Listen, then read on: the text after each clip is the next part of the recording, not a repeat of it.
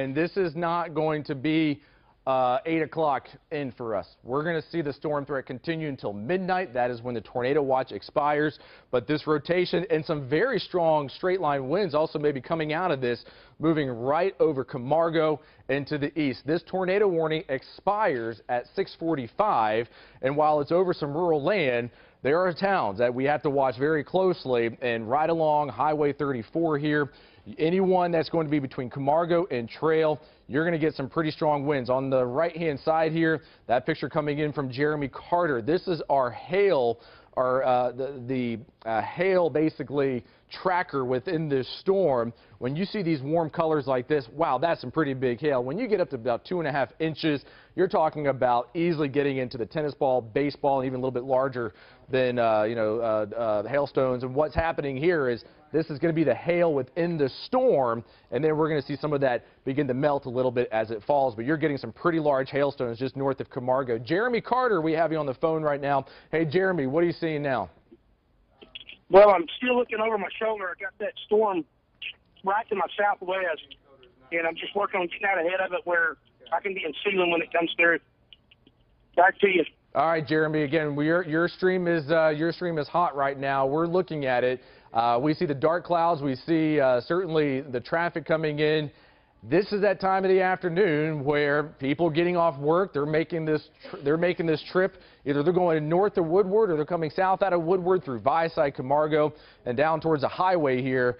And anyone that is traveling on Highway 34 right now, you want to go ahead and just wait until this storm passes. This tornado warning right over Camargo. The hook is making its way right on, basically getting ready to make its way right on through the town limits here. And any minute now, I expect that this is going to just pass right on over. So Camargo, you're in your tornado shelter, and it looks like even right here in the last couple radar scans, it's probably, yeah, I'd say this is probably quickly increased. We're looking at 90-mile-per-hour gate-to-gate shear here within this storm. That's enough to continue that tornado threat as it moves here to the east. So, yeah, we're looking at this threat. It is a very real threat just right along Highway 34, Camargo. This is going to be where that rotation is, and it is going to be just north of Camargo by about 1 or 2 miles here. This is, if there's a tornado within this storm, this is where it's going to be as we continue to see this rotation moving just right over Camargo. This happens a lot with these storms. As they cycle, they'll weaken a little bit, and then we'll see them begin to strengthen. And right now, that is what we are seeing with this storm, is it's now back on the strengthening side, and it's going to continue to strengthen over the next 1 to 2 hours as it moves to the east, because what's going to happen in the lowest levels of the atmosphere, that low-level jet stream is going to kick up. It happens all the time this time of the year, right around sunset, and that's going to aid this rotation that we need to see. And that's one of the reasons why this tornado watch stays into effect until midnight. So right now, it is 6:20. The tornado threat continues across western, northern, and central Oklahoma for about another 6 hours here. Right now, ceiling, rain is coming down. We're going to have to watch this storm very closely as it continues to move to the east. Jonathan, I know we've been looking a lot at the data coming in hour by hour, and the potential for more storms to develop across western Oklahoma and impact Oklahoma City later this evening is still there, right? Absolutely. So it's only about 6 o'clock right now. We still have a lot of time for certain things in the atmosphere to set up. So number one, the main wave of energy coming through the jet stream really hasn't come through yet. We're still getting a little bit of sunlight here. It's about 6:21. There's still some good heating. Again, we have the high humidity and the winds are just right. So there's still time for these storms to develop downstream and also to intensify. So the tornado threat is still there, and that is for the whole the tornado watch box, which I'll just back things up for you here. There is a tornado watch box. That does include Oklahoma City. That goes until midnight. So again, we got to watch the entire area. That's just the one single storm that's out there. But again, we're going to look for more storms to develop to the southwest. Again, pretty quiet. Well, not pretty quiet. That's the only storm right now. But again, we got to watch for the storms coming out of parts just west of Elk City. Again, very rich environment. Winds are still really good, Down at the lowest levels of the atmosphere, this is what we call low-level shear from the surface up to the 850 winds to 500 winds. How much directional shear is there? And there's a lot of turning with height. So when you go from the lowest level of atmosphere up to the mid part of the storm mesocyclone, there's a lot of directional shear, there's a lot of speed shear. So these storms should continue to cycle. Now, one thing that I'm seeing on radar right now is that the hook echo itself, if we're looking at time lapse here, you've just noticed in the last few minutes, it has kind of spun out. That doesn't mean the storm is completely done. Again, it has a lot of moisture going into it. It could most certainly cycle. Still has a really stout hail core. And one thing that I want to tell people, it is tornado warned, but there could also be some tennis ball size hail in that storm. Put the hail core, there it is. So from Camargo back to the northwest, we'll put a storm track on for the tornado and the hail core, again tracking northeast at about 30 miles an hour, coming into Sestos, coming in about 643, Richmond